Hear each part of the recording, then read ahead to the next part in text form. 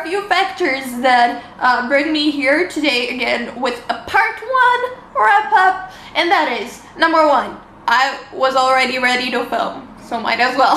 Number 2, I've been reading quite a few books, so again, want to talk about them now to be able to have some time so that I don't have a hell long wrap up at the end of the month, so that makes sense. And number 3, I'm very bored, so I thought I might as well. Oh, also number 4, I would like to get these back to the library as soon as possible to get some other books, so yeah.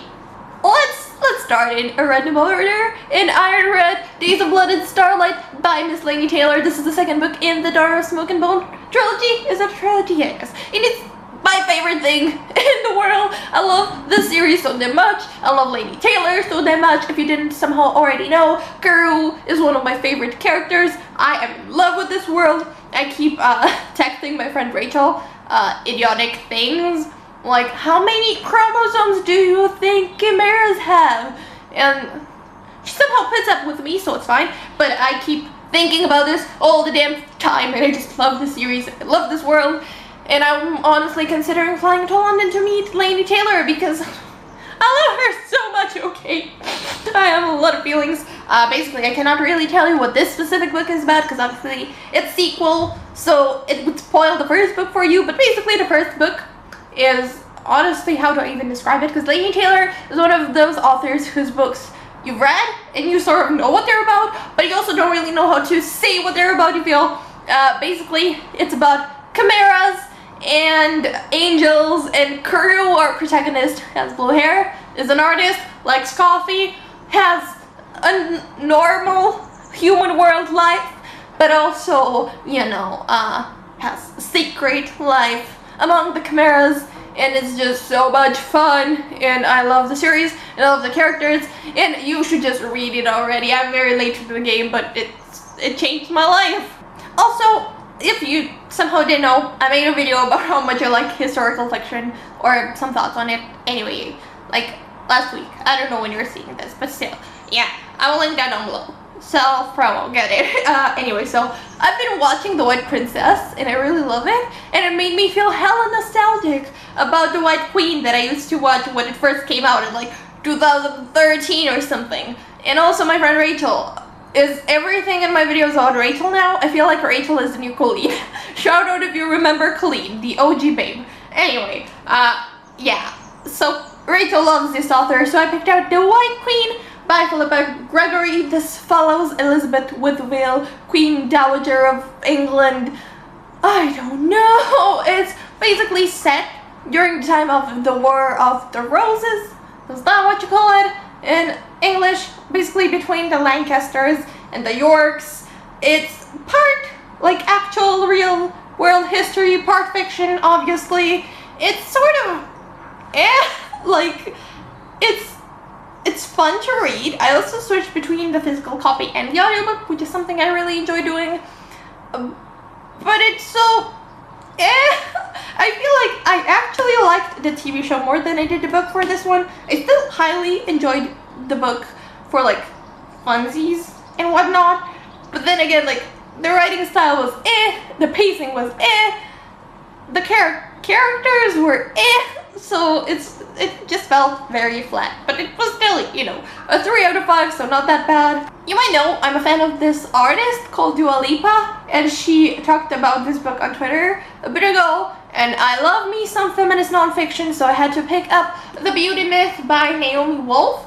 This has actually been around for like a bit, because I think it first came out in the 90s, and it's sort of, it has a lot of data, so I assume that can only be outdated because it's been like 20 years, man.